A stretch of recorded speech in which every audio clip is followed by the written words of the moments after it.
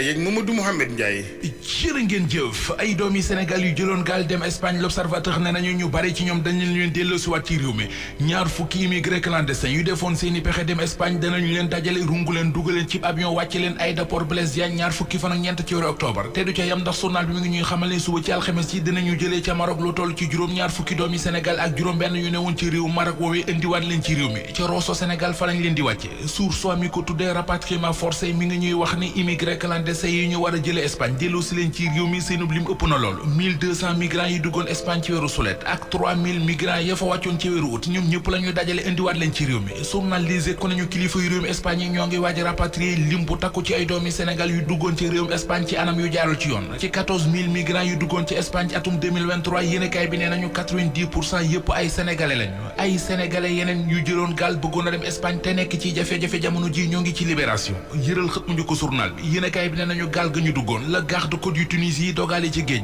jël leen ba pare bandoole leen ca montagne yi nekk ca frontière bu Tunisie ak Algérie ginnaaw bu ñu leen fitnaale ci lañ leen dugal ci camion dem sànni leen ca montagne mu di xibaar boobu journal bi mi ngi ko jëlee ci waa Human Rights Watch ci ñoom migrants yi am na kenn ku ci wax ci yéenekaay bi ne am na benn officier Tunisie bu leen wax ne bu ñu leen fi gisaatee dañ leen di ray journal lay fa bind na réewum Espagne fas na yéene rapatrier ci Sénégal lu ëpp 14000 migrants ci weeru octobre gii ca la ñuy tàmbali rapatriement gi remaniement ministériel gi ñu séntu ci réew mi Walf Quotidien xëy na dañu ci xamal ne am na ci réew mi ay région mu di ay dëkk yoo xam ne il faut que dañ leen ciy bàyyi xel cëral leen ci poste ministère yi ngir ñu mën a am lu ñu xeexee ci élection présidentielle 2024 yi mu di ay élection yooyu Le Témoin a gis na ne juróoma ngi yu mu jàpp ne du ñàkk ci ñoom ku ci wuutu Ousmane Sonko doon plan B bu parti Pastef muy El Malick Ndiaye di Bassirou Diomaye Faye di Abbas Fall Birame Souleye Diop wala Guy Marius Sagna bu dee Ousmane Sonko mënut a dem du ñàkk ci ñoom juróom ko ko cay demal ñu dem ci Vox Populi xooli fu Ousmane Sonko mi mu xëye yéenekaay bi ne nañu Ousmane Sonko mi ngi dunde yaakaar ci ne li ko dal Ndakaaru du ko dal ci Ziguinchor li ay awakam di sàkk mu di ñu delloowaat ko ci liste électorale yi ñu ko seppee suba ci la ci tribunal bu Ziguinchor di wax te ñoom avocat yi am nañ yaakaar ci ne tribunal bi dina leen wax li ñu bëgg a dégg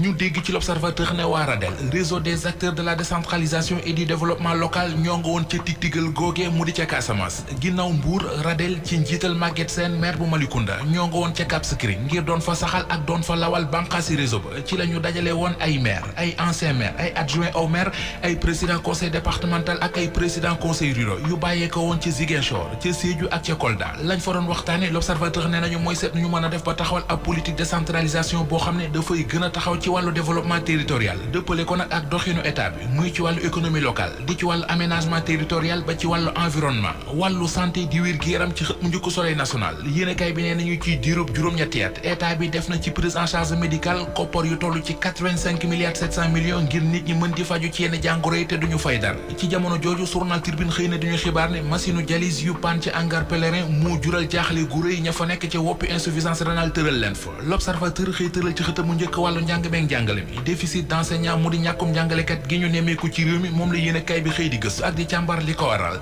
recrutement spécial d'enseignant gi premier ministre doon wax journal Bës Bi Le Jour moom ci la xëy ñu xamale yëf yi demul dikkul te li ko tere dem journal bi nee nañu ak tâtonnement mu dégg lambatu gu rëy gu ci am ci la bokk